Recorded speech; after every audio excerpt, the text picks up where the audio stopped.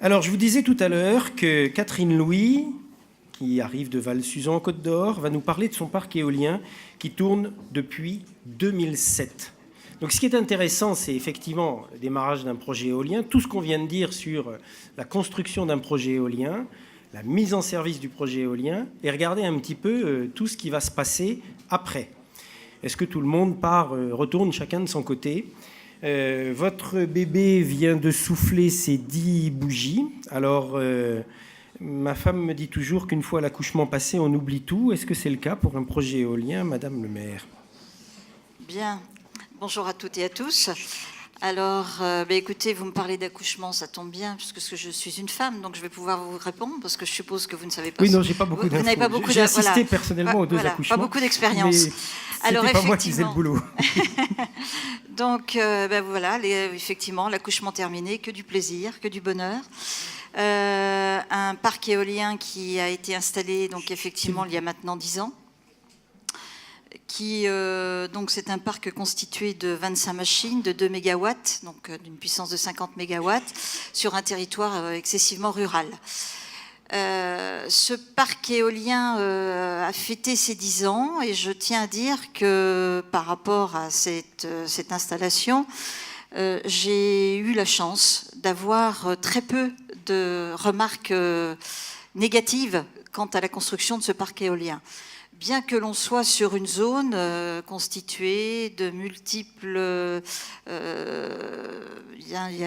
j'ai une forêt d'exception, une réserve naturelle régionale, naturellement des oiseaux, faucons pèlerins, des chauves-souris, des différentes inscriptions qui nécessitait naturellement bien quelques réserves par rapport à l'implantation d'un parc éolien, mais tout cela a pu se faire. Et ça a pu se faire par rapport déjà à l'acceptabilité des 20 maires constituant la communauté de communes, alors que les éoliennes sont installées uniquement sur 4 communes de la communauté de communes. Mais moi, j'avais souhaité, à l'initiative de cette installation, qu'une délibération soit prise au sein de la communauté de communes pour que les 20 maires puissent délibérer sur l'implantation de ces éoliennes, pour qu'il y ait un véritable consensus et une solidarité de territoire qui s'opère par rapport à la construction de ce parc. Et ensuite, notre rôle a consisté, nous en tant qu'élus, a consisté à informer le plus largement possible la population sur la construction de ce parc. Donc ça s'est traduit par des réunions publiques, naturellement. Ça s'est traduit par des bulletins de communication qui ont été régulièrement adressés à la population pour qu'il n'y ait pas d'incompréhension. Parce qu'il n'y a rien de pire quand on est élu. Je regarde mes collègues qui sont à côté de moi, qui effectivement, lorsque un élu propose quelque chose et que la population n'y est pas véritablement associée, eh bien, je pense que là, les critiques et puis le manque de compréhension peut émerger. Donc, moi, je me suis vraiment impliquée pour que ce parc éolien puisse véritablement être non seulement accepté, mais qu'il puisse faire partie du paysage et puis qu'il ne suscite pas de remarques particulières auprès de l'ensemble de la population. Et aujourd'hui, au bout de 10 ans, puisque effectivement, comme vous l'avez dit, on a soufflé les bougies il y a 3 mois, eh bien, au bout de 10 ans, je n'ai aucune remarque concernant ce parc éolien. Il est complètement inséré dans le paysage, complètement inséré dans l'environnement. Et puis, on a contribué aussi à le promouvoir, parce qu'il ne suffit pas de mettre un parc éolien. Et comme avait eu l'occasion d'ailleurs de me dire une association contre l'éolien, j'avais participé à une émission sur France 3 et la personne qui était donc représentait l'association m'avait dit « Madame, vous n'avez fait ça que pour le pognon ». Très élégant d'ailleurs comme réflexion, sans plus argumenter. Et je lui avais dit écoutez, oui, pourquoi pas, puisque vous me le dites, oui, mais pas que. Pas que, parce qu'un élu est également élu sur son territoire pour avoir des projets, pour s'inscrire dans une prospective. Et il doit présenter ses projets divers et variés. Et concernant ce parc éolien, effectivement, on s'est engagé sur donc de l'éolien, mais pas que ça, Sur ma collectivité, nous avons également, alors quasiment en même temps que le parc éolien a pu s'élever, les mâts se construire, eh bien, on a mis en place une charte forestière de territoire avec 13 chaufferies bois. On a également installé de la méthanisation. On est en train de travailler sur d'autres sources d'énergie. Donc là, je peux répondre, oui, on l'a fait pour avoir des revenus complémentaires de fiscalité, mais pas que, tout simplement parce qu'on s'inscrit sur l'avenir, et pour s'inscrire sur l'avenir, eh bien, il faut parler énergie renouvelable. Et j'ai eu la chance d'avoir des élus qui m'ont suivi dans le cadre de ces énergies diverses sur un territoire qui pouvait se le permettre, hein, parce que mon territoire, et quand je parle de charte forestière de territoire et développement chaufferie-bois, à Plaquette, eh bien, le territoire est recouvert pour moitié de massifs forestiers. Voilà. Donc c'est la raison aussi pour laquelle il fallait utiliser ce massif forestier. Quand je dis utiliser, c'est le faire vivre. C'est pas couper à blanc du bois. C'est également avoir une vision sur l'au-delà, sur l'avenir, et faire vivre ce massif. Et comme je vous ai dit en préambule, forêt d'exception, ça veut dire que notre massif est bien entretenu, et des forêts d'exception, il n'y en a pas énormément en France, il y en a 17, et nous avons été la 5e à avoir été labellisée. Voilà. Donc une vision très, très divers de l'énergie et du développement du territoire. Donc avec un tout petit circuit d'approvisionnement pour vos 7 chaufferies bois, donc ça c'est plutôt pas mal. Tout à fait. Alors on a parlé déjà de l'IFER ce matin, vous avez évoqué à l'instant la fiscalité, vous aviez un peu anticipé l'évolution actuelle de l'IFER, et vous étiez déjà mis d'accord pour que les communes, les fameuses 4 communes sur 20 qui accueillent des éoliennes bénéficient de retombées fiscales. Tout à fait. Alors effectivement, comme je l'ai dit, c'est la communauté de communes qui avait délibéré favorablement pour l'implantation de ce parc, mais il fallait complètement associer les communes qui recevaient sur leur territoire ces mâts. Donc il a été décidé au sein du conseil communautaire de répartir l'IFER de la manière suivante, c'est-à-dire que la communauté de communes perçoit 60% de l'IFER et 40% pour les communes, et au prorata du nombre de mâts sur les communes et au prorata du nombre d'habitants.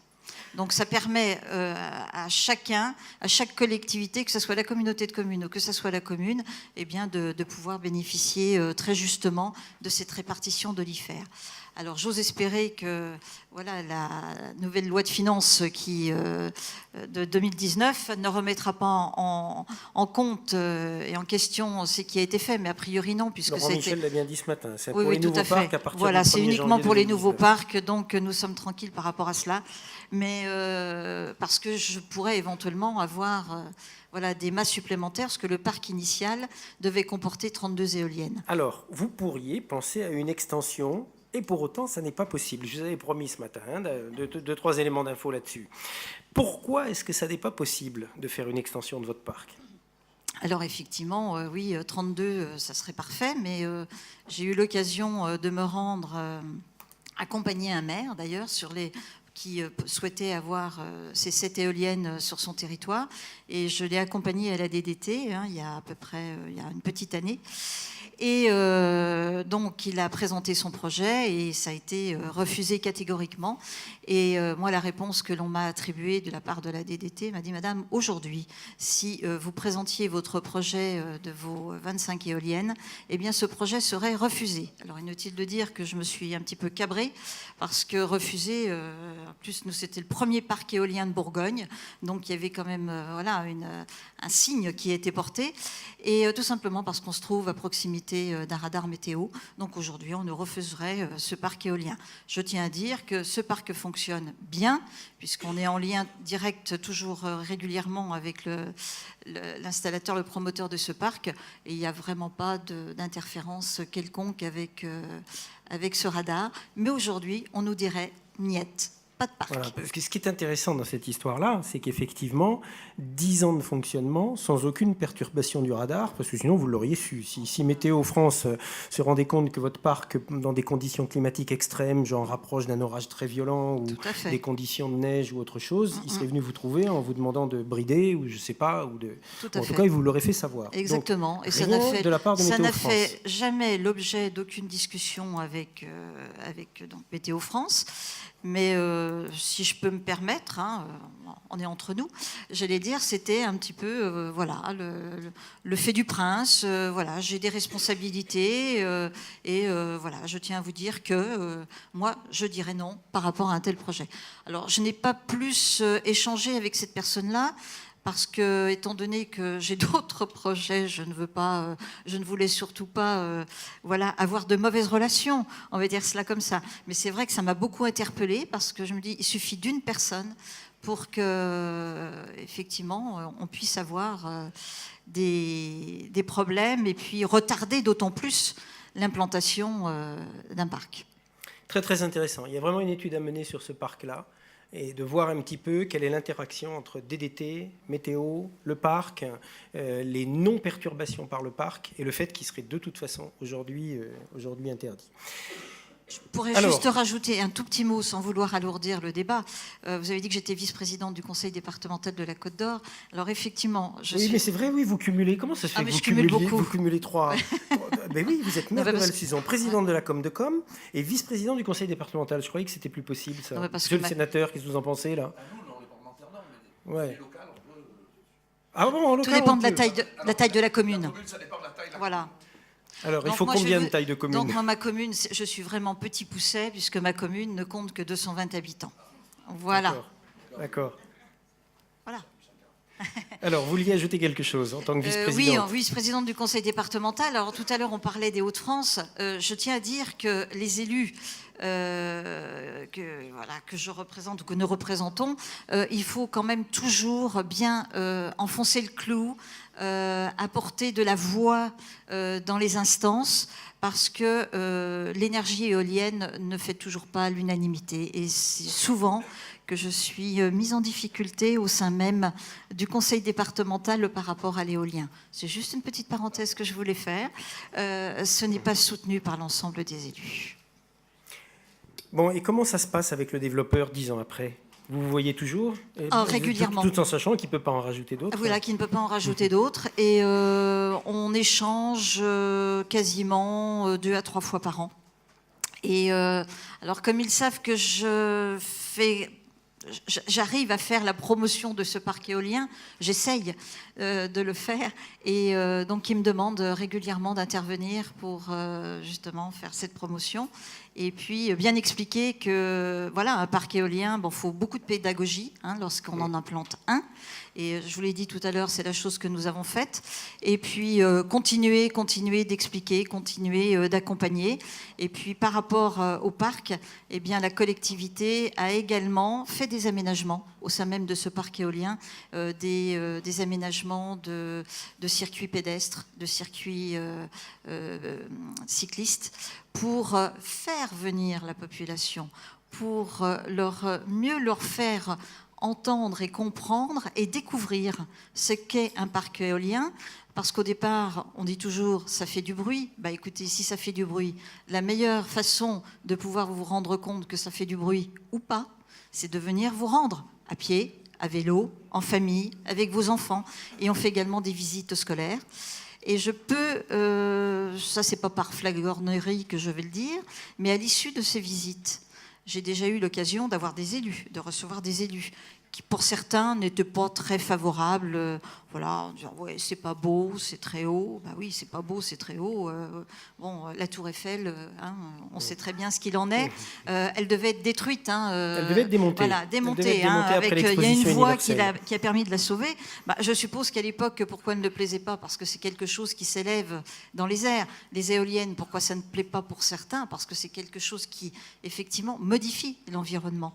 Et donc, c'est la raison pour laquelle, moi, j'aime bien avoir des visites sur site, j'aime bien recevoir des élus, et encore plus quand ce sont des élus qui n'y sont pas favorables. Parce qu'il y a toujours un débrief après la visite.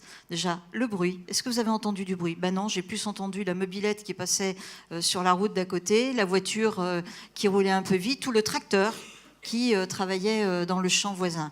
Donc, à partir de là, effectivement, la personne a déjà moins de motifs pour ne pas aimer l'éolien. Et puis, finalement, ce sont des grands moulins à vent. Donc, des moulins du 21e siècle. Et quand on est élu, il faut aussi avoir cette prospective sur l'avenir. Et vous avez pu comprendre que j'y suis favorable. Et ça, on a compris. À 200%. On a compris. Merci Catherine Louis. Jacques Genest, donc sénateur de l'Ardèche, vous avez mis en route un parc de 73 MW sur le plateau ardéchois qui s'ajoute à 30 MW qui tournaient déjà. Donc avec une puissance pareille, j'imagine que la vie du projet n'a pas été un long fleuve tranquille. Comment ça s'est passé? Comment est-ce que vous avez réussi à embarquer la population, les riverains, les habitants et vos administrés dans l'aventure? Oui, bonjour et merci de m'avoir invité. Ce n'est pas un long fleuve tranquille. Je déconseillerais à un jeune maire de se lancer dans ce genre d'opération. C'est quand même très... Bon, mais attention, parce qu'il y a pas mal de gens dans la salle. Après, il faut qu'il ait du coffre, hein, parce que c'est quand même pas évident.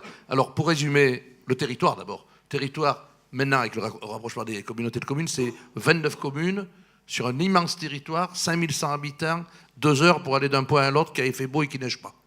Voilà, donc vous voyez déjà un truc. Mais au départ, on l'a fait sur 2 communautés de communes, dont une, j'étais président, et l'autre, un ami qui était pour les éoliennes. Voilà, alors c'était que 16 communes. Moi, le raisonnement que j'ai tenu, j'ai dit, on est en montagne ardéchoise. À 1150 mètres d'altitude, il neige, et on a un vent qui s'appelle la burle, et qui empêche tout le monde de travailler, de circuler. Et bien, pour une fois, on va essayer de s'en servir, et de gagner des sous pour le territoire. Et donc, le vent, pour une fois, il nous sert. Alors, c'est un territoire qui avait déjà les énergies renouvelables, bien entendu, avec les barrages hydrauliques de l'EDF, et donc une trentaine à peu près de mégawatts qui avaient été faits par des communes sans trop de problèmes. Au début, c'était des petits projets, ça passait bien. Quand on a lancé notre projet sur l'ensemble du territoire, vous comprenez bien que c'était plus le même problème. C'était énorme. Alors toutes les associations connues, et je ne veux pas leur faire de la publicité, sont venues. La population, globalement, était très globalement pour. Mais vous savez que dans ce genre de projet, on entend que ceux qui sont contre. Donc... ça a été très chaud. Honnêtement, j'ai reçu des lettres anonymes distribuées dans toute ma commune. Alors ma commune, c'est une énorme commune, puisque au milieu de 5000 habitants, elle a 840 habitants. C'était horrible. Horrible, ça a déstabilisé, alors que j'avais toujours été... Puis j'ai été réélu après, ça n'a aucun problème. Mais je veux dire, c'est pénible d'attaquer sa famille, parce que c'est... On peut être pour, on peut être contre des éoliennes, c'est un choix. Mais il faut respecter les autres, c'est comme dans beaucoup de domaines, mais c'est très, très dur. Heureusement que j'ai eu avec le préfet, bon, j'avais des bonnes relations, mais même certains préfets hésitent. Hein. Alors, les difficultés avec la population, je ne dirais pas avec la population, avec une certaine partie de la population, souvent des gens qui ne sont même pas du tout du pays et qui n'ont rien dans le pays. D'autres, il faut leur expliquer qu'ils ont des résidences secondaires, que ce n'est pas ça qui va faire perdre la valeur de la résidence secondaire. Et puis, il y en a qui sont aussi contre parce qu'ils sont contre le maire de la commune ou ainsi de suite. Bon, ça fait partie. Mais moi, je trouve ce qu'il y a de plus dur, c'est que l'État, depuis X années, favorise les énergies renouvelables. Et c'est lui, après la population, qui nous met le plus d'embûches. Je l'ai noté, l'Adréal. L'Adréal, c'est rempli de militants. Je m'excuse pour le directeur de l'énergie, que je connais un peu, puisque j'ai été rapporteur du FACÉ au Sénat. Voilà, c'est militant. Alors, on arrive à trouver... Mais c'est quand même toujours contre, hein, au départ, sauf quelques cas. Première chose. EDF et les 10, quoi. Un peu compliqué, je l'ai dit à M. Monloubou, puisque j'ai été vice-président je suis toujours président de la FNCCR. D'abord, il faut pouvoir se raccorder, alors ça pose des problèmes, il y en a qui achètent les droits au raccordement, ce qui empêche d'autres... Bon, c'est compliqué. Mais surtout, ce que je trouve, c'est le prix exorbitant et injustifié du droit de branchement que demandent et les 10. Et ça, je l'ai dit directement au grand patron des 10. Je pense que c'est quand même un énorme problème. Ensuite, il y a l'armée de l'air. Vraiment, on doit avoir de très très bonne aviation en France parce qu'ils s'entraînent partout. Ils s'entraînent partout. Nous, donc, on a eu l'autorisation pour faire ces éoliennes, et donc on avait un projet d'extension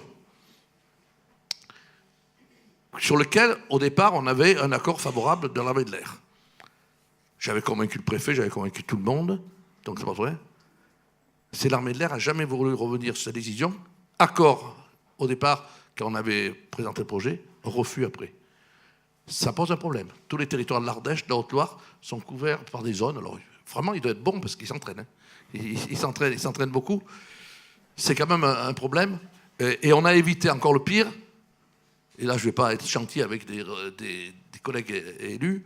Au moment de la loi sur l'énergie, il y en a qui voulaient mettre l'avis conforme de cet homme que les élus aiment beaucoup, qui s'appelle l'architecte des bâtiments de France.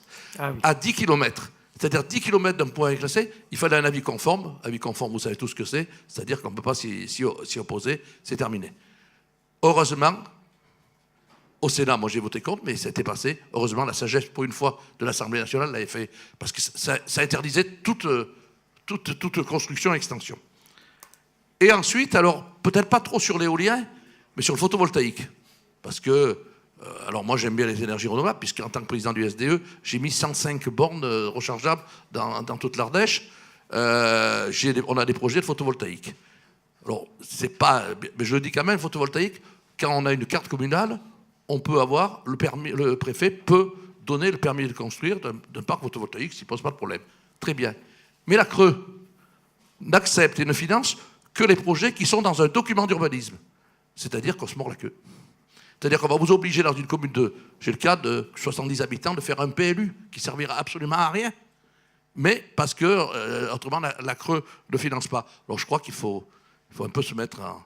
On ne peut pas, d'un côté, vouloir développer l'électricité, être contre le nucléaire, être contre l'hydraulique, être contre le photovoltaïque, être contre l'éolien.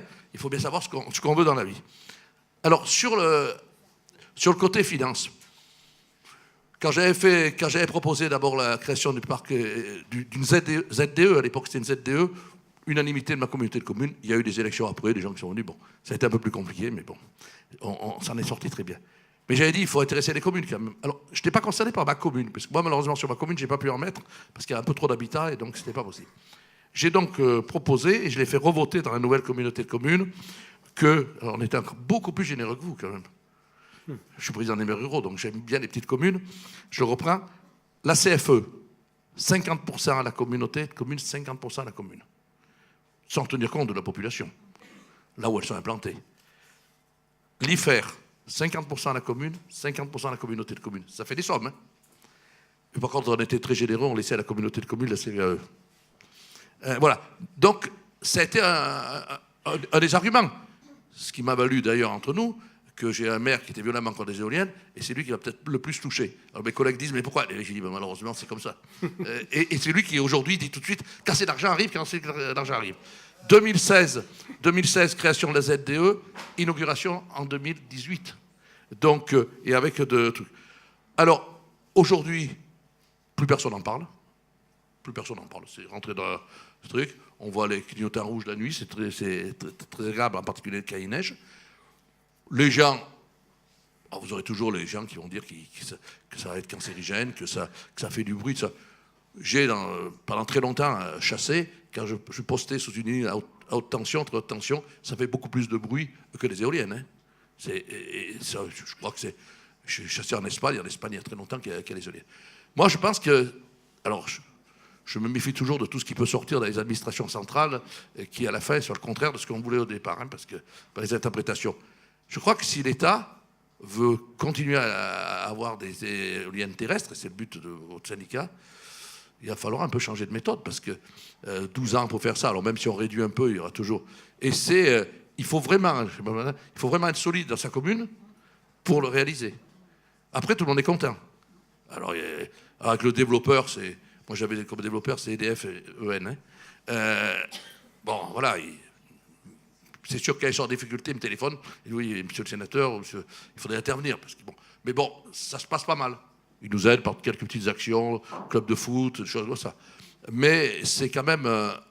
mais là, c'est un gros projet. Je pense qu'on doit être, aujourd'hui, en Rhône-Alpes-Auvergne, un des plus gros, le plus gros parc éolien. Moi, je crois aux énergies renouvelables, mais il faut quand même le faire avec modération. Alors, toutes les concertations, alors... Je n'ai pas la langue de bois, ceux qui me connaissent le savent. Toutes les concertations, ça ne servait à rien. Parce que les gens qui sont pour, ils sont toujours pour. Et les gens qui sont contre, ils sont toujours contre. Et de toute façon, ça ne change rien. Et puis il y a ceux qui s'en foutent surtout. Et qui veulent des services à côté. Et qui disent, bon, si le maire fait ça, c'est bien parce que ça amène des services. On a une région touristique, puisqu'on a dans la communauté, on a le Mont-Gerbier des gens. Vous savez, il y a une petite rivière qui prend sa source là. Et on a le lac d'Issarlès, qui est un lieu touristique, et puis on a quelque chose qui est connu aussi, l'Auberge Rouge, l'Auberge Perbeil, où il y a, à la fin du siècle dernier, il y a eu des morts et des gens guillotinés. Ça amène beaucoup de monde quand même. Et tout ça, donc c'est touristique, ça n'a pas... changer la fréquentation touristique. Bien au contraire, dans ma commune, j'ai 840 habitants permanents, j'ai 320 résidents secondaires, et il n'y en a pas un qui a vendu résidence secondaire parce qu'il y avait des éoliennes. Au contraire, ils sont bien contents quand je leur fais une découverte pour jouer à la pétanque ou faire autre chose. Et c'est ça, je crois, que veulent les Français ruraux, qui sont très mal en ce moment, je vous le dis. Voilà. Merci, monsieur le sénateur, pour ce témoignage. J'ai compris que tout le monde avait pris son grade, là. Andrea, l'Enedis, l'Armée de l'air, l'ABF. On a compris qu'il fallait changer un certain nombre de choses, là. La langue de bois, ça sert à rien. Oui, non, on est d'accord. C'est très bien. C'est très, très bien. Henri Gohardon, vous arrivez de Goulien, dans le Finistère. Vous êtes maire de Goulien et vice-président chargé des finances à la communauté de communes du Cap-Sizun. Cap-Sizun, ça veut dire qu'on est à quelques kilomètres, à une encablure, à 10, 12, 13 kilomètres de la Pointe du Raz. Oui, bien sûr, au bout du Finistère. Et la Pointe du Raz, c'est tout à côté de Plogoff. Ça laisse quelques souvenirs à quelques-uns. Mais les jeunes ici dans la salle ne doivent pas savoir Plogoff. Plogoff, ça a été le principal combat antinucléaire en France à la fin des années 70. Ça s'est terminé par l'abandon du projet de centrale nucléaire en 1981. Et ça a un impact symbolique, ce que je vais vous dire, par rapport à ce qu'on a fait depuis, évidemment. Alors votre parc, lui, il a 18 ans. Oui, donc moi je suis un petit peu ici éolien, comme disent les Corses, canal historique, parce qu'on a commencé à parler de l'éolien en 1996. Donc, c'est un temps que les moins de 20 ans ne peuvent pas connaître. Et en 1996, il y a eu un appel d'offres qui s'appelait un appel à projet du ministère de l'Environnement, EOL 2005. Et nous avons été contactés donc, par un bureau d'études qui s'appelle peut-être toujours Espace Éolien de Développement, qui était en charge de trouver des sites pour proposer à des investisseurs d'installer des éoliennes. Donc il a provoqué une réunion avec tous les maires de la côte nord du Cap-Sizun. Nous avons pensé avec l'équipe municipale que c'était un bon projet, surtout c'était encore plus frais dans la mémoire ce qui s'était passé à Plogoff, que d'innover en implantant un projet d'énergie renouvelable sur le territoire de la commune. Nous avons vu quels étaient les sites qui étaient possible d'équiper en éolienne. Il n'y en a pas beaucoup, parce qu'il faut tenir compte de la hauteur pour avoir du vent, tenir compte des distances par rapport aux habitations. À l'époque, il n'y en avait pas de réglementaire, donc nous avions mis une distance de 350 mètres qui est suffisante parce que la nouvelle norme de 500 mètres dans un paysage du littoral breton, c'est très difficile parce qu'il y a un habitat qui est assez diffus et donc on réduit sensiblement le nombre d'éoliennes qu'on pourrait mettre. Et nous avons proposé donc un site. Un mât de mesure a été mis en place pendant 6 mois. Il a conclu ce que nous savions déjà qu'il y avait du vent. Et donc un projet a été élaboré avec 2 investisseurs. À l'époque, c'était la CGLEC et son antenne de Toulouse et un constructeur danois qui s'appelait donc NEC Mycon. Et pour en revenir donc au sujet de notre débat, le maire, acteur central du développement d'un projet, je vais peut-être vous dire un peu à quoi a servi le maire et l'équipe municipale dans cette affaire. Il sert d'intermédiaire, intermédiaire avec l'administration. D'abord, il faut que le maire soit favorable au projet, sinon ça ne se fait pas. Il ne faut pas faire d'illusions. Si vous avez un maire qui est opposé, c'est même pas la peine d'aller lancer un projet. Donc il faut que le maire et son équipe municipale soient motivés. Le maire a servi d'intermédiaire parce que ce projet-là était un projet qui était financé par des subventions. Subventions de l'Europe, subventions de la région, subventions du conseil départemental. Donc il a fallu accompagner les porteurs de projets auprès de ces différents financeurs pour avoir l'accord, à la préfecture bien entendu pour avoir les accords réglementaires. Et puis le maire a aussi un rôle local pour convaincre les riverains de l'utilité de ce projet. Donc nous avons fait comme vous dès le départ des réunions publiques pour que les gens sachent ce qu'on allait faire. À l'époque, il y avait plus encore d'a priori sur le bruit que pouvaient faire les éoliennes, de tout ce que ça pouvait déranger, ça allait provoquer des maladies chez les gens, chez les animaux. Moi, je suis vétérinaire, donc j'ai pas vu d'impact sur mon chiffre d'affaires et des tas de choses comme ça. Et donc, il a fallu expliquer tout ça. Il a fallu aussi faire un peu, j'allais dire, de diplomatie au niveau des riverains, qui sont aussi des agriculteurs. Donc, on a fait en sorte que tous les agriculteurs de la commune qui étaient sur le périmètre aient au moins une éolienne. Ça facilite les choses. Parce que vous mettez l'éolienne d'un côté ou de l'autre du talus, vous ne le mettez pas chez le même. Donc, ça facilite l'acceptabilité des autres. Parce que, bon, avec l'implantation des éoliennes, il y a aussi un petit revenu qui à l'époque n'était pas si énorme que ça, qui est un peu plus important maintenant. Et donc avec tout ça, le projet donc, a fini par aboutir.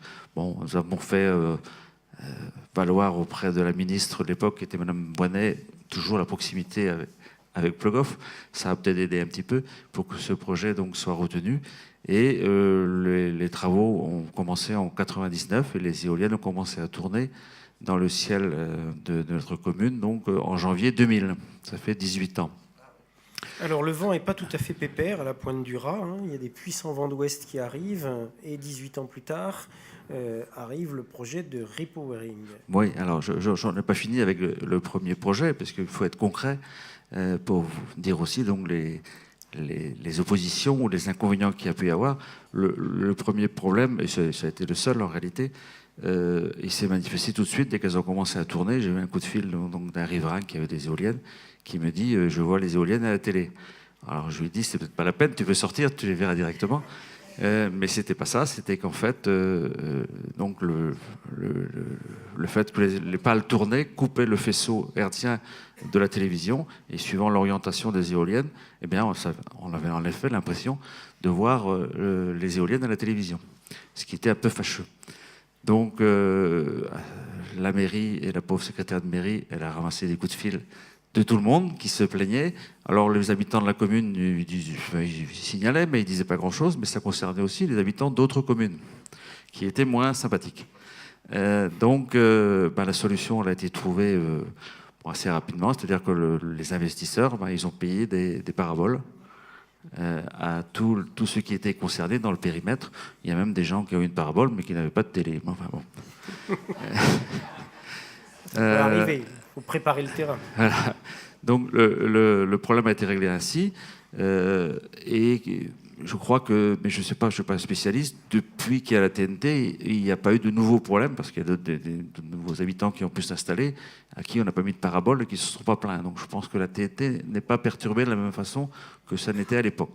Donc ça a été le principal problème qu'il y a eu.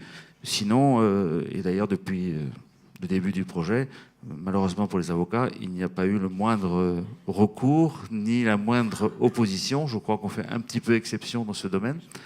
Et donc ce projet a fonctionné donc, pendant 17 ou 18 ans. Et bon, s'est posé ensuite le problème du renouvellement, parce que aussi on dit le repowering.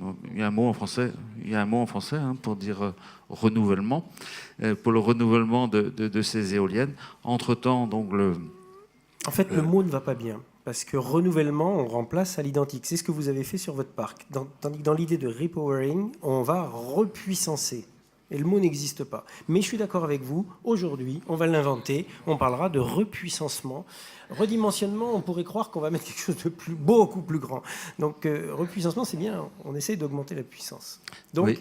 Enfin, on peut retrouver un mot en français, c'est comme pour les éoliennes en breton. Certains donc appelaient ça des moulins à vent. J'ai dit non, c'est pas des moulins, on ne mout rien dans un moulin à vent. Donc j'ai créé le mot par analogie avec le phare. Un phare, c'est un tour tendre, la tour du feu. On a appelé ça la tour du vent, un tour à elle. Voilà. Donc on a aussi profité pour augmenter un nouveau mot en breton pour désigner les éoliennes et qui correspondent à la réalité. Et donc je pense que si on n'a pas tout à fait le mot renouvellement ne correspond pas, on peut trouver un mot en français pour désigner le repowering. Donc la société qui avait été créée avec les deux actionnaires que je viens de vous citer a été ensuite rachetée donc, par la société Cadran, qui a elle-même été rachetée par la Direct Énergie, qui elle-même a été, je pense, rachetée par Total. Oui, mais c'est pas je crois, c'est sûr. Donc, pour l'instant, on n'a pas inscrit Total sur les éoliennes, parce qu'après, on se serait dit, enfin, les gens se seraient peut-être dit, ça y est, on a trouvé du pétrole. Mais bon. Donc, ces nouveaux promoteurs, Cadran, une équipe avec laquelle on a de très bonnes relations, a monté un nouveau projet donc, de renouvellement de ces éoliennes, avec la particularité, parce que nous, vous avez des contraintes, mais nous, on en a une grosse qui est la loi littorale. Alors, quand on parle de la loi littorale et qu'on en dit du mal, on est suspect de vouloir bétonner sa côte. Mais c'est pas du tout ça. Nous, sur notre côte, on a un peu plus de 4 km de côte. Il y a 2 constructions. une toute petite maison que la commune a rachetée qui sert de halte garderie et une autre maison qui date des années 60. Et on n'en veut pas plus. Notre littoral est protégé, il est magnifique. On ne veut pas toucher à notre littoral. Mais la loi littorale, elle s'impose à toute la commune. Toute la commune, à ce point que dans le Nord Finistère, il y a une commune qui a cédé une partie de son territoire à une autre pour ne plus être littoral et pouvoir implanter une usine. Vous vous rendez compte, dans l'aberration où on arrive. Et donc cette loi littorale qui n'a pas été modifiée depuis qu'elle existe, mais sa jurisprudence a considérablement été durcie. Donc ce ne sont pas les parlementaires, m'excuse, mes sénateurs. Ouais, non, je vous en dirai un mot d'ailleurs. Vous l'avez modifié un petit peu, c'est au niveau des dents creuses dans la loi Elan. Donc voilà, donc c'est pour permettre de construire dans les dents creuses. Sauf quand on lit le texte, pour pouvoir construire d'après le texte qui a été voté, il faut que ce soit dans un hameau, disons, où il y ait un réseau public d'eau, d'électricité et d'assainissement. Et dans... Ah oui, vous avez voté ça. Et dans les... On a voté, attention, il y a eu un accord entre l'Assemblée et Técor. Prenez le micro. Donc dans les communes littorales, rurales, il n'y a jamais d'assainissement collectif dans les campagnes. Il y a de l'assainissement individuel. Et donc ça veut dire qu'on a voté un texte qui n'aboutira finalement à rien du tout. Bon, ça c'est un aparté par rapport à la littoral. Donc la loi littorale s'applique sur toute la commune. Et autant en 99, le permis avait été appliqué avec la même loi. Mais depuis, ce ne sont plus les parlementaires qui font la loi, ce sont les juges administratifs. C'est eux qui font la loi en matière de loi littorale. Et depuis, donc, l'implantation d'éoliennes a été considérée comme l'extension d'urbanisation, donc interdit. Ça vient d'être modifié récemment. Mais on peut en parler aussi, un autre projet, puisqu'on est quand même favorable aux énergies renouvelables, un autre projet donc, qui avait été élaboré à l'époque par EDF Énergie Nouvelle, de mettre des panneaux photovoltaïques sur une trentaine d'hectares. Vous savez qu'on ne peut pas, en raison des conflits d'usage, le mettre sur les terrains agricoles, mais nous avons un captage d'eau, d'ailleurs à proximité duquel est le parc éolien, donc qui n'a pas d'usage agricole, et donc on pouvait implanter une centrale photovoltaïque. Nous avons fait aussi de la même façon pour les éoliennes, donc tout le lobbying qu'on pouvait. Nous avons eu tous les accords, la préfecture était pour, les propriétaires aussi, c'était pas rien, 30 hectares de panneaux photovoltaïques.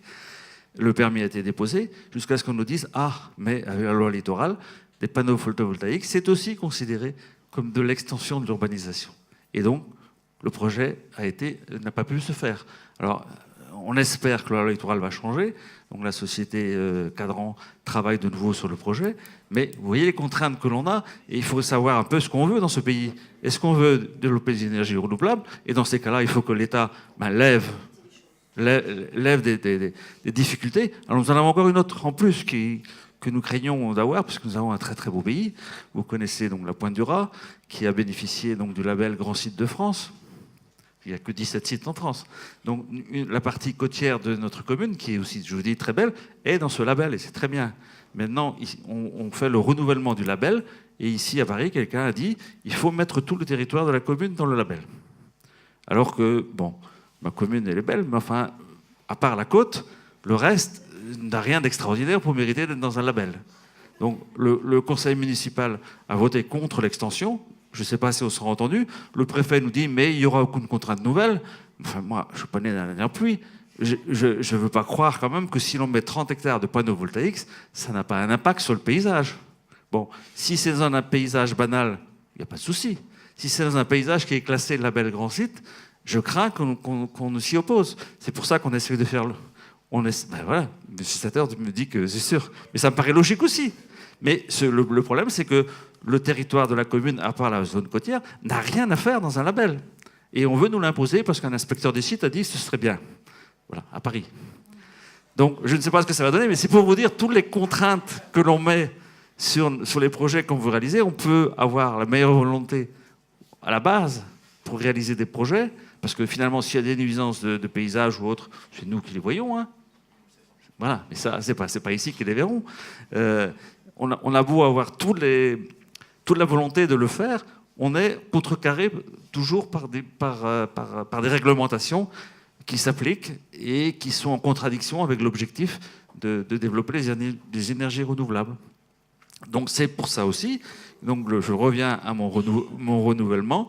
Le projet donc, de renouvellement a été fait exactement comme le projet précédent, parce que quand il a été lancé avec la loi littorale, de toute façon on n'aura pas pu le faire.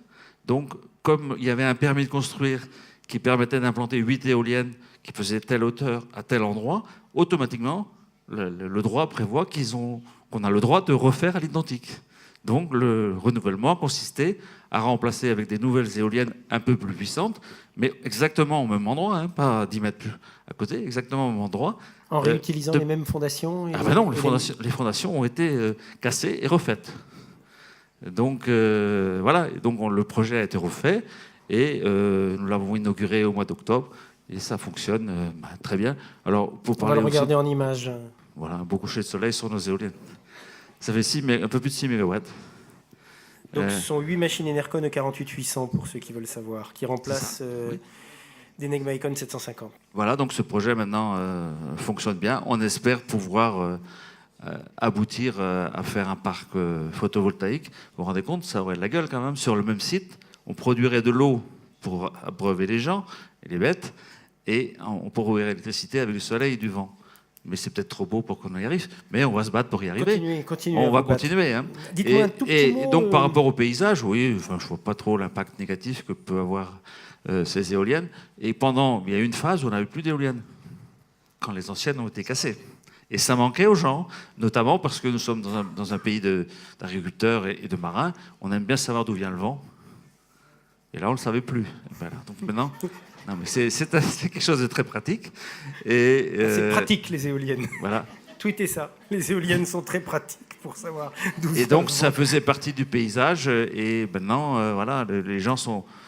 C'est intégré au paysage, les gens sont satisfaits, et pas que les gens de la commune. Je suis pas persuadé qu'à proximité des aéroports, vous arriviez à convaincre les pilotes de mettre des éoliennes à la place des manches pour savoir d'où vient le vent. Ils ne seront pas forcément d'accord. Un dernier mot concernant l'IFER et la fiscalité locale. Alors vous êtes d'un côté vice-président chargé des finances à la communauté de communes du Cap-Sizun, et puis de l'autre côté, vous êtes le maire de Goulien. Alors avec ce qui est en train de se passer sur l'IFER, c'est une main qui va donner à l'autre. Comment ça se passe là ? Et donc, justement, je viens d'apprendre une mauvaise nouvelle, c'est que apparemment l'IFER, la modification, ne s'appliquera qu'au nouveau parc. Oui, c'est qu'à partir du... Alors il va falloir batailler si vous voulez changer.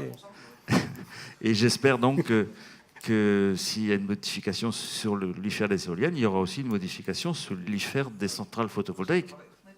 C'est pareil ? Oui, parce que l'IFER, c'est impôt forfaitaire des... Oui, mais ça concernera aussi les photovoltaïques. Donc nous, quand on a donc lancé ce projet, on était encore, je vous dis parce que c'est un peu historique, on était encore dans le cadre de la taxe professionnelle. Ah oui, ça qui est passé taxe professionnelle unique l'année après la création du parc. Donc on a conservé, dans le cadre de l'attribution de compensation, la moitié de la taxe professionnelle de l'époque. Après, concernant la répartition de l'IFER, dans le texte de loi, il est prévu que les communautés de communes reversent ou pas, reversent ce qu'elles veulent, et c'est précisé pour compenser les nuisances.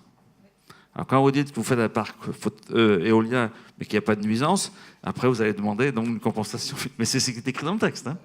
Et donc jusqu'à présent, les communautés de communes, enfin chez nous en tout cas, ont des difficultés financières du fait notamment de la baisse des dotations très importantes.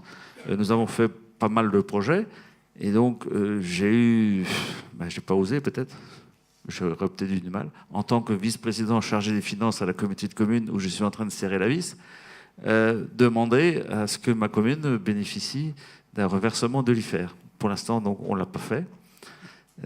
Donc on ne perçoit rien que la moitié de la taxe professionnelle qu'on avait à l'époque. Donc, vous voyez, on est un peu désintéressé quand même. À une année près, oui, vous continuez là toujours à toucher la c'est-à-dire qu'il y a eu...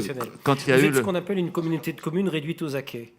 Non, parce que la première année de fonctionnement d'une centrale photovoltaïque, d'une centrale éolienne, elle paye la moitié de la taxe professionnelle. Vous allez en discuter tous les deux tout à l'heure. C'est les services fiscaux, c'était la loi. Ouais. On peut s'arranger. Attendez, vous allez en discuter tout à l'heure. Oui. Il va vous donner des tuyaux, vous allez trouver une solution. Juste une précision. Oui. Parce que mon collègue, là, Henri alors, Gordon. la loi littorale, il l'a dit. Quand on a commencé à toucher la loi littorale au Sénat, je ne vous dirai pas la levée de bouclier qu'il y a eu. C'est des milliers de mails qui arrivent sur les boîtes. Donc, Je ne connais pas le dossier particulièrement.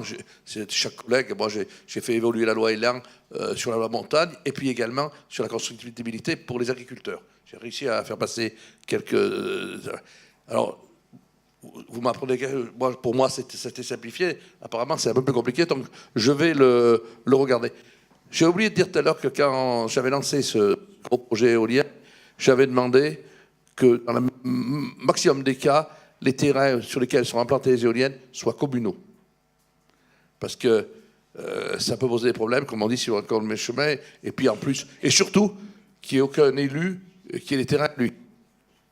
Ce qui est des fois compliqué, parce que les élus qui sont agriculteurs, ils ont des terrains. Donc voilà, on y est arrivé, parce que c'est là aussi que c'est un angle d'attaque très important des associations contre. Merci, monsieur le sénateur, pour cette précision, mais on va voir qu'on peut encore aller plus loin. C'est-à-dire que vous, là, vous avez la redevance, le loyer ou une redevance concernant les terrains, vous avez la fiscalité, mais il peut y avoir aussi de l'investissement. Et on va regarder donc comment faire pour faire des montages financiers qui associent les collectivités. Je vais demander à Benoît Leménian, qui est président et directeur des projets et investissements du fonds régional OSE-ENR en Auvergne-Rhône-Alpes, dont on a déjà parlé ce matin, de nous rejoindre. Je vais demander à Yoann Level, qui est responsable du département prospection et développement à la direction des nouvelles énergies de la CNR, de nous rejoindre. Voilà. Et à Éric Bonafou, qui est directeur du développement de Boralex. Il est là, il arrive. Donc je disais à l'instant qu'on peut aller plus loin finalement, Benoît Leménian. On peut proposer aux collectivités une prise de participation qui leur permettra d'avoir des ressources, des retombées économiques du parc éolien qui iront au-delà de l'allocation des terrains et de la fiscalité. Oui, donc moi je suis président et je représente aujourd'hui à la fois le fonds OSE-ENR, mais également l'association des fonds régionaux pour la transition énergétique, qui fédère, comme vous le voyez sur cette carte, l'ensemble des fonds similaires dans diverses régions de France. L'idée de ces fonds, c'est d'être des acteurs qui sont capables d'investir en capital dans les projets aux côtés des collectivités et des développeurs industriels, privés ou publics-privés. Et pourquoi ça ? Parce que finalement, la loi de transition votée en 2015, elle permet aux communes, et vous le savez certainement, d'investir en direct, non pas dans des SEM, mais dans des SAS, sous réserve que ce soit des SAS qui ont pour objectif de développer des projets d'énergie renouvelable.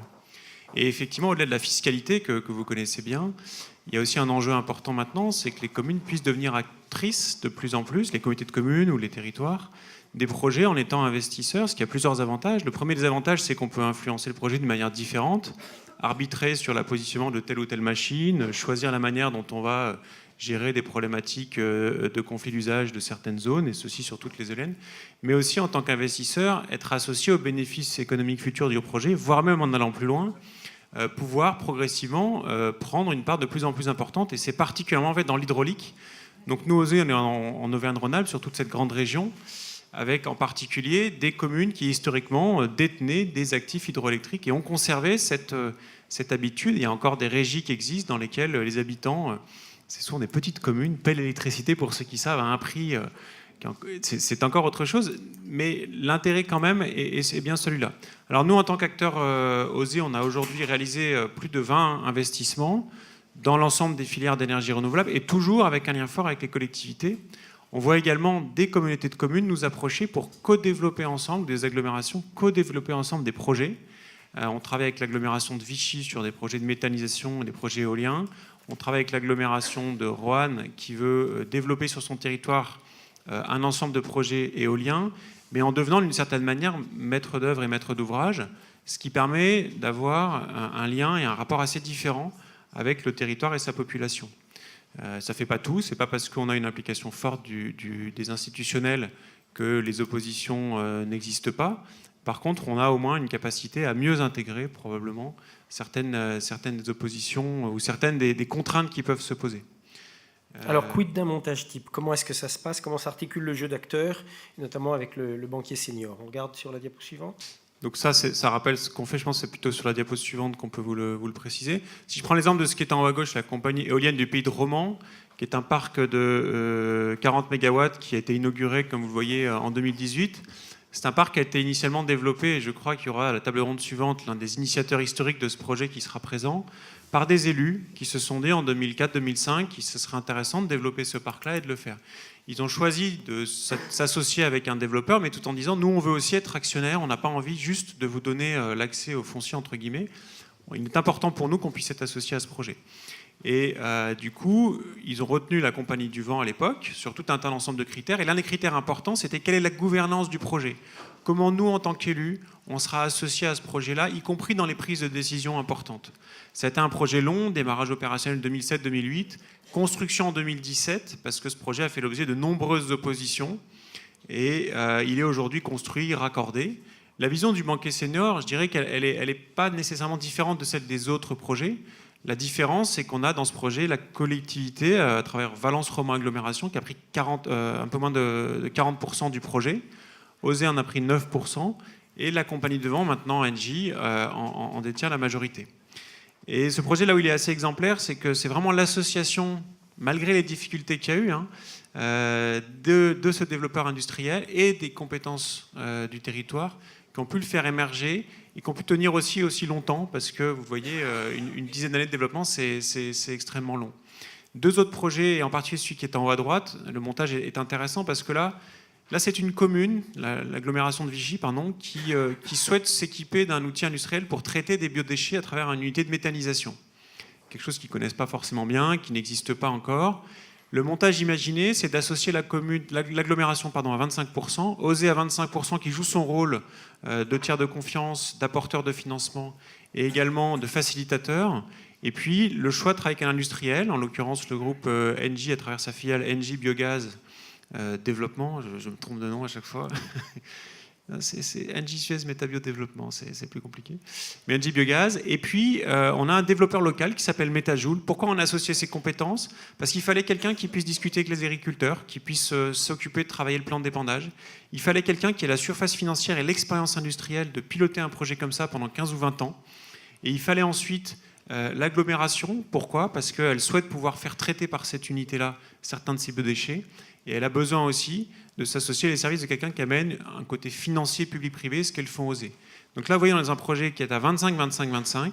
C'est un projet qui, au bout de 8 mois de développement, a trouvé son foncier, son plan d'épandage, ses appros, ses premiers devis, et va déposer ses demandes d'autorisation en fin d'année. Donc on aura en fait énormément raccourci les temps de développement du projet. Voilà quelques exemples, je pense qu'on pourra y revenir après dans l'échange. Voilà, on pourra y revenir. Vos messages aux élus, quand est-ce qu'ils doivent venir vous voir? Quand est-ce que c'est le mieux de commencer à réfléchir à ce type de montage? Alors qu'ils viennent vous trouver, vous ou l'un de vos collègues fonds d'investissement territoriaux? Alors, notre expérience maintenant, c'est que malheureusement, souvent ou trop souvent, les élus, surtout de petites communes, viennent nous voir une fois qu'ils ont soit signé des accords fonciers, soit signé des accords de coopération avec des développeurs. Et quand on regarde ce genre d'accords, en général, ce ne sont pas des mauvais accords, mais je dirais que la capacité des élus ou des territoires à négocier des choses en leur faveur, elle a mécaniquement beaucoup diminué. Et donc de plus en plus, ce qu'on essaie de faire, c'est de leur dire de venir le plus tôt possible aussi pour bien mettre sur papier ce qui est leur objectif à eux, certes développer les énergies renouvelables, mais il peut y en avoir d'autres, sur comment ils souhaitent le faire, quelle est l'énergie qu'ils sont prêts à consacrer à ces projets, quelles sont les finances qu'ils sont prêts à consacrer également à ces projets, ou les ressources humaines. Et puis ensuite, on va construire des protocoles dans lesquels notre idée, c'est de faire adhérer les développeurs ou les industriels plus que dans l'autre sens. Il y a un projet assez exemplaire qui malheureusement n'est pas sorti, mais que M. le sénateur connaît, qui est le projet des ailes du Taillard, qui est juste un petit peu au nord de votre territoire, dans la Loire, qui est un projet dans lequel c'est à nouveau la communauté de communes, avec des acteurs citoyens, qui a développé un projet en choisissant un développeur, il se trouve que c'est le groupe Cadran avec qui vous travaillez, qui est venu adhérer et qui a choisi finalement d'intégrer aussi un projet avec l'ensemble de ces valeurs qui étaient mises dedans par le territoire. Et ça, je crois que c'est important, donc le plus tôt possible, parce qu'une fois que quelque part l'accord est signé, c'est beaucoup plus difficile de modifier les règles et aussi les règles de partage de valeurs, parce qu'au bout du bout, il y a aussi ces questions-là. Un dernier message, vous avez à la même table ronde que vous un vice-président de la Fédération nationale des collectivités concédantes et des régies. Comment ça s'articule sur le terrain? Certains des syndicats ont aussi des structures. Quel serait votre message? Ça, c'est pas une question très facile. Mon message, c'est qu'il faut qu'on se garde, et j'ai bien aimé votre position, pas de langue de bois, il faut qu'on fasse attention parce qu'il y a un vrai risque de concurrence entre acteurs publics et publics-privés sur le territoire, où on voit aujourd'hui des SEM qui sont créés un peu partout, qui ont besoin de sortir des projets et qui vont aller chasser un peu sur tous les terrains. Et moi, j'ai vu des projets sur des communes de ma région qui ont été, entre guillemets, pardonnez-moi l'expression, mis aux enchères et sur lesquels des SEM de syndicats d'énergie se faisaient concurrence entre elles pour acheter les projets. Je vous assure. Je sais que vous en avez fait une. sénateur. Il y en a un devant vous là. Non, c'est juste pour vous dire, je l'ai oublié tout à l'heure, avec la Drôme Ardèche, on a créé une SEM quand j'étais président Énergie Rhône-Vallée, qui a pas mal de mal qui commence à débuter. Bon, je suis plus président, mais c'est vrai qu'il ne faut pas que tout se recoupe. C'est compliqué dans ce domaine, parce que les élus en particulier sont beaucoup sollicités. C'est normal, hein, donc voilà, après le choix, c'est pas facile. Hein. Et là, donc il y a ces structures-là qui existent. Je voudrais juste citer l'exemple de ce qu'a fait la région Occitanie à travers une agence régionale de l'énergie et du climat. Et entre autres intérêts, ils ont fédéré sur cette agence-là, en fait, les syndicats d'énergie qui sont adhérents de l'agence, qui permet d'éviter ce type de concurrence qui, à mon avis, est néfaste pour tout le monde. Donc il faut trouver des cercles ou des moments d'échange entre acteurs publics pour éviter des situations, et je cite aussi l'exemple, parce que nous, il nous a un petit peu chagriné, d'un certain nombre de LD qui récemment ont racheté un ensemble de barrages hydrauliques, dont beaucoup dans notre région, dans lesquels on était coactionnaire, et on n'a pas été mis dans la boucle. Et donc on trouve qu'il faut faire attention à ça, et je pense qu'il y a du travail à faire, et la FNCCR est un bon endroit pour discuter de ce genre de problématiques, et je pense qu'il faut le faire. Merci Benoît Lemaignan, merci de l'absence de langue de bois. Johan Level, responsable du département prospection et développement à la direction des nouvelles énergies de CNR, va illustrer tout de suite ce que vous venez de nous présenter concernant le fonds OSE, puisque 2 projets éoliens, Charix et Échalon, sont en lien avec le fonds OSE, ont vu le jour grâce au fonds OSE. Johan Level, comment ça s'est passé ? Très bien passé, mais c'est pas fini. Bonjour Philippe, bonjour à toutes et à tous. Effectivement, ça sera une illustration de ce que disait Gwenaëlle Huette tout à l'heure sur la mise en place de partenariats avec les collectivités. Donc, CNR a une première expérience sur ces communes de Charix et Échalon. Ce sont des communes de 300 habitants pour Charix et environ 700 habitants pour Échalon, du haut budget.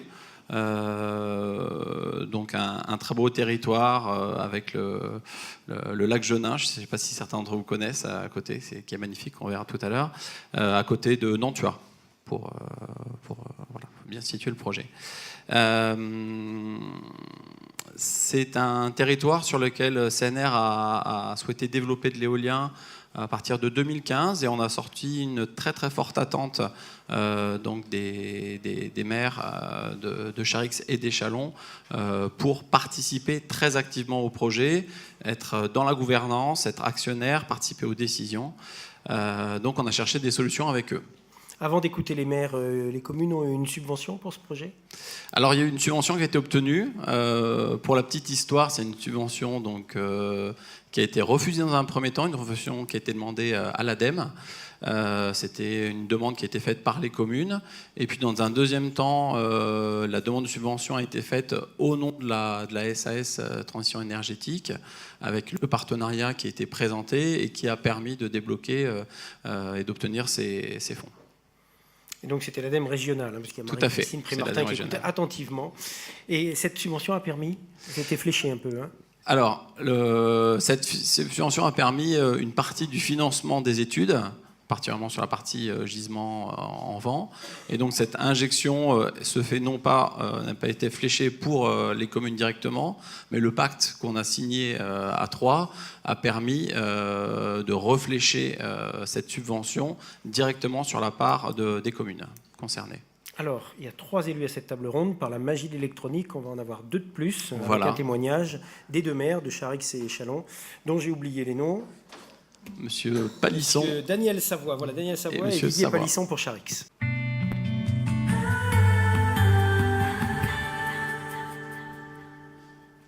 Notre choix s'est porté sur la CNR.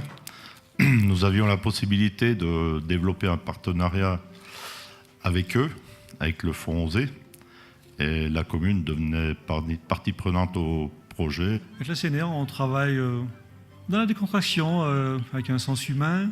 On se réunit autour d'un bureau, à chaque question, il y a une réponse. C'est un partenariat assez innovant. La commune aura une petite participation à la société d'exploitation. Chez nous, c'est inquiétant parce que les finances sont très faibles dans nos villages. Donc le montage financier était très intéressant à comprendre, à ficeler. On nous a bien aidés, le fonds OSE a participé pas mal. Et les questions techniques, l'implantation des éoliennes sur la montagne, est-ce qu'elles vont tenir ? Est-ce qu'elles ne seront pas trop visibles ? Je pense qu'il y a pas mal d'obstacles au niveau du dossier administratif. Donc il faut franchir tous ces obstacles. Nous, on ne peut pas intervenir dans ce processus. Bien sûr, il faut aller de l'avant. Je pense qu'il faut vivre avec son temps. C'est une expression facile, mais l'énergie est nécessaire. Le nucléaire est très critiqué. Il faut faire la part des choses. Il faut mélanger un peu toutes les énergies et essayer d'aller sur un avenir un peu plus clair.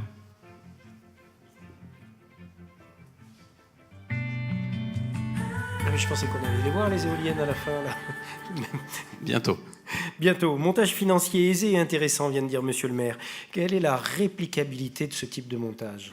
Alors, le montage financier, déjà, en part, il y a 70% des parts qui sont détenues par CNR, 20% par le fonds OSE et 10% par les communes de Charix et d'Échallens.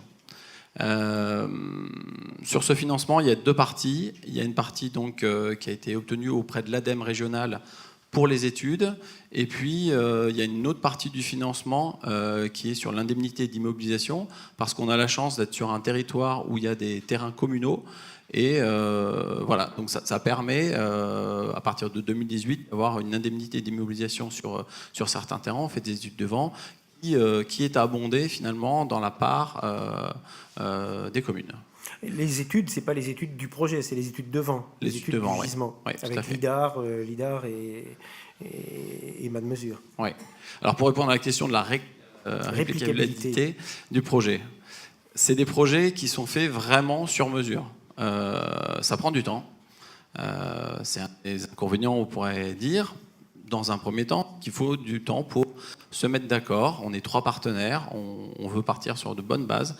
Donc il faut rédiger des pactes et statuts et un travail juridique important et voilà, obtenir un accord global et une satisfaction de tous les partenaires. Ça, c'est la première chose. La réplicabilité, il faut un financement. Soit la commune a des finances qui permettent d'entrer au capital, c'est une très bonne chose quand c'est possible, mais ce n'est pas toujours le cas. Donc quand c'est le cas, oui, on réplique facilement. La part d'indemnité des terrains communaux, ça dépend au cas par cas. Et les indemnisations, les indemnités, les financements qui peuvent être obtenus, l'ADEME n'en fera pas d'autres au niveau régional sur ce type de financement. Alors on peut peut-être aller sur d'autres financements régionaux, peut-être pas dans les Hauts-de-France, mais voilà, en tout cas, on peut espérer d'autres types de financement, mais c'est vraiment à chaque fois du cas par cas. Donc ce modèle-là, type, n'est pas réplicable, mais on peut trouver d'autres solutions. Quel est le rôle de CNR dans tout ça ? CNR aide les petites communes à trouver ceux qui n'ont pas beaucoup de financement. Tout à fait. En tout cas, pour le montage partenarial, on l'a monté à plusieurs, donc avec également le fonds OSE.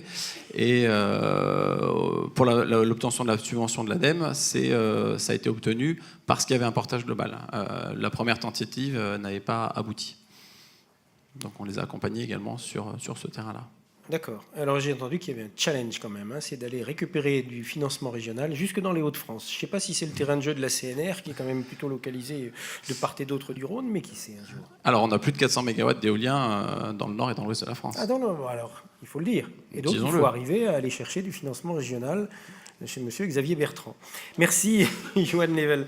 Éric Bonafou, directeur du développement de Boralex. L'individu que vous voyez à cette table ronde et qui va intervenir maintenant affiche un petit peu plus de 20 ans de retour d'expérience au compteur et va essayer de tirer de ce gros retour d'expérience de développement de projets éoliens les 5 commandements du développeur. Comment est-ce que vous construisez la relation avec le territoire à partir de ces 5 commandements ?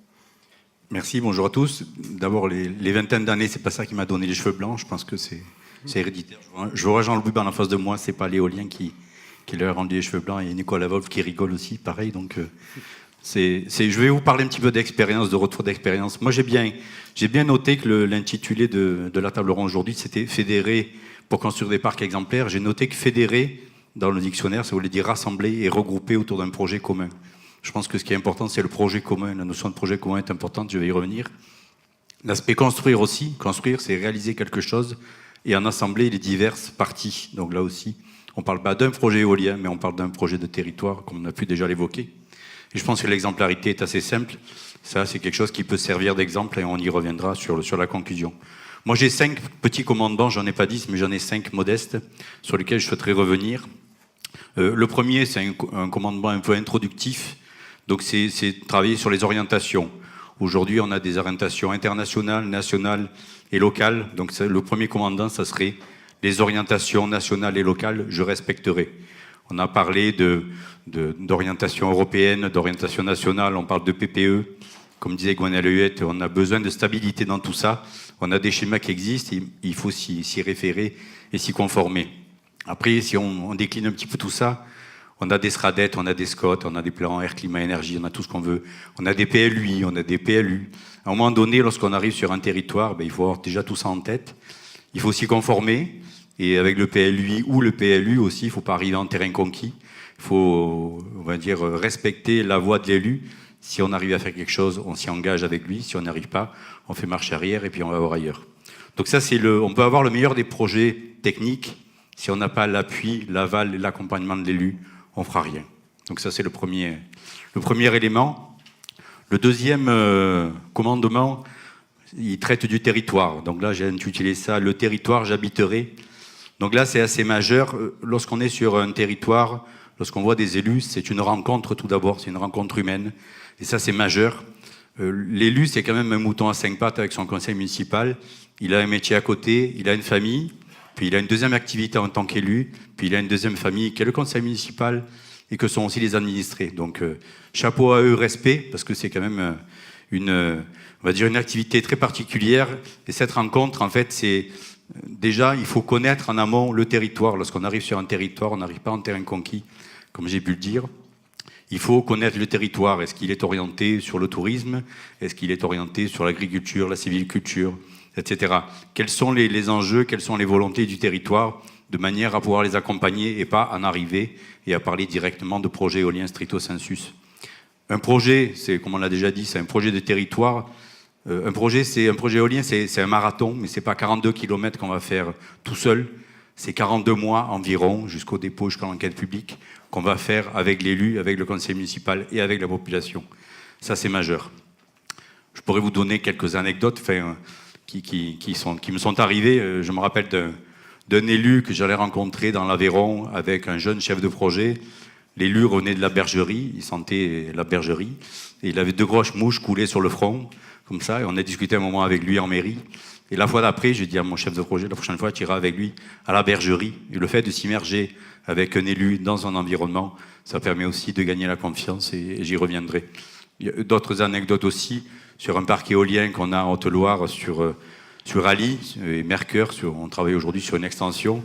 Je me rappelle très bien avoir fait des réunions en conseil municipal. Ensuite, on a le pot de l'amitié, comme on peut faire toujours à l'issue de ces réunions-là. Et ça se passe généralement assez tard, vers 22 ou 23 heures. On avait l'élu qui nous amène dans un ancien bar désaffecté avec une papy et une mamie qui étaient toutes sympathiques, qui avaient 80 ans. Et on a bu un coup avec tout le conseil municipal et ensuite toute la population est venue. C'est une petite commune, mais on était dans un ancien bar désaffecté. Et c'est des expériences sympathiques qu'on peut avoir avec des élus. Tout ça, ça m'amène à la confiance. C'est le 3e commandement. Confiance et écoute. Je pense que là, à un moment donné, mon commandement, ça serait « Cher élu, sur moi, tu pourras compter ». Donc, la confiance, c'est toujours la confiance. Je pense que c'est majeur. Il doit y avoir une écoute active de l'élu, du conseil municipal, de la population. On doit être disponible. Là aussi, on n'arrive pas en terrain conquis. On doit être humble. Et l'humilité, ça ne veut pas dire manquer d'ambition. À un moment donné, il faut afficher l'ambition. Il faut l'affirmer avec l'élu qui doit nous accompagner tout au long du projet. Donc, la confiance se mérite. Et ensuite, lorsque la confiance est là, le projet arrivera et l'exemplarité sera là aussi. Là, je vous donne un exemple aussi d'un élu du sud de la France. On l'appellera Félix, il s'appelle Félix M, donc pour ne pas dévoiler son nom. On a commencé un projet chez lui, puis au bout de quelques fois, 2-3 fois de rencontres, il me dit, bon, maintenant, tu vas m'appeler Félix et je vais t'appeler Eric. À partir de ce moment-là, on est là pour travailler ensemble durant quelques années. Félix et Eric, maintenant, sont devenus presque des amis. Lorsqu'on se rencontrait dans le cabinet du préfet ou d'Edréal, on se tapait la bise et le préfet nous regardait comme ça avec des grands yeux. Mais je pense que c'est quelque chose de majeur et d'important avec l'élu, d'avoir la proximité et la disponibilité. Cet élu, maintenant, m'appelle le samedi et le dimanche chez moi et il ne sait plus quel jour on est parce qu'il est élu, il travaille tous les jours. Et il me dit, mais Eric, comment ça se fait là? Tu ne me réponds pas, qu'est-ce qu'il arrive? Tu es venu me voir? Quand est-ce qu'on déjeune ensemble? Donc il y a vraiment une histoire qui se crée avec les élus et je pense que c'est majeur dans un projet. Le 4e commandement, ça serait l'association et l'accompagnement. Donc là, ça serait les fausses promesses et le blabla, j'éviterai. Les élus, sans que ce soit péjoratif, c'est pas des perdreaux du jour, il ne faut pas leur rencontrer n'importe quoi. Donc, M. Jeunesse, ça le fait rire, mais je pense que c'est une réalité. Ce qu'ils veulent, c'est du concret.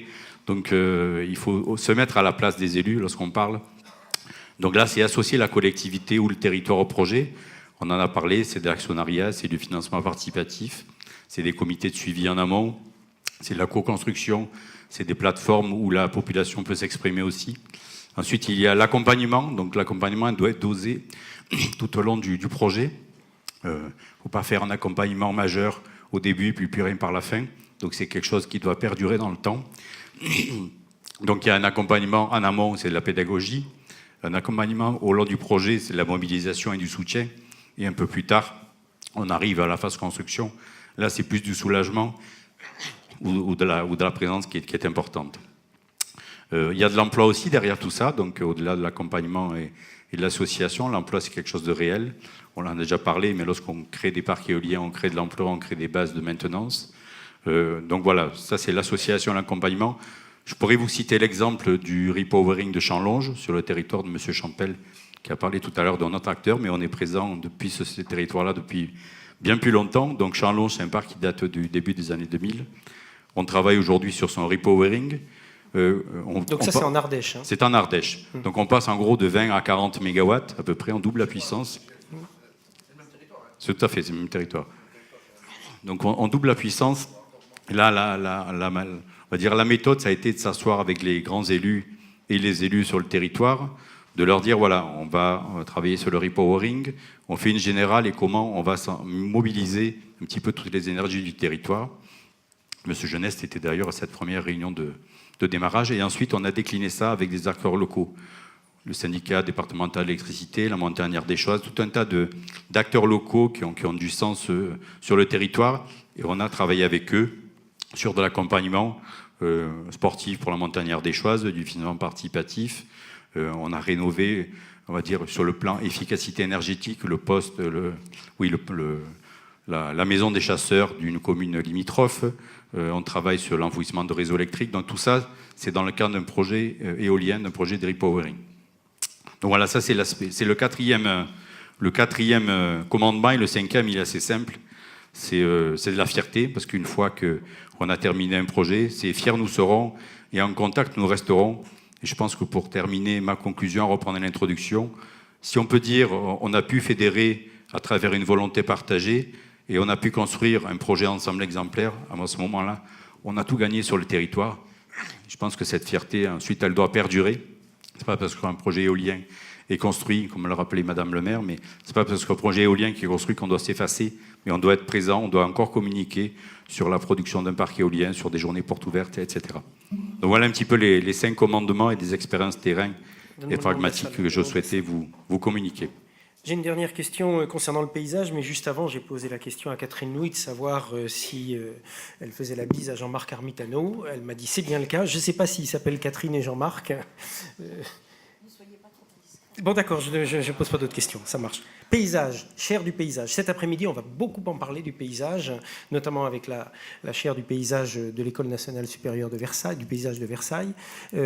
Boralex a rejoint la troupe. On a vu tout à l'heure, on a entendu RTE nous en parler. Au bout de 3 ans, il y a un nouveau tour de table. Boralex vient. Quel est l'objectif aux côtés de l'ADEME? On en parlera avec Marie-Christine Prémartin aussi. Oui, donc on a rejoint la chaire énergie de l'École nationale supérieure du paysage cette année. Donc pour nous, c'est une grande fierté. On a un partenariat avec le WWF sur l'aspect plutôt biodiversité. Donc là, on se tourne sur le paysage. L'objectif, c'est d'être proactif, de s'améliorer encore dans nos pratiques. On va travailler sur de l'éolien, mais on va travailler aussi sur des projets solaires, des gros projets solaires au sol. Donc voilà, avec les personnes que vous avez rencontrées cet après-midi, c'est de devenir encore meilleur que meilleur, d'aller au-delà des exigences des services de l'État et de s'améliorer et de faire travailler, on va dire, la crème de la crème en termes de paysagistes, de ce qu'il peut y avoir sur le territoire national, sur des projets innovants de la recherche et développement dans cette orientation-là. Voilà. On va beaucoup en parler cet après-midi du paysage et de peut-on objectiver un paysage. La parole est à vous. Avez-vous des questions à leur poser? Vous avez 3 élus, 2 développeurs, un financeur de projet. Avez-vous des questions à leur poser? Oui? Non? Tout a été clair. Merci madame, merci messieurs d'avoir participé à cette table ronde.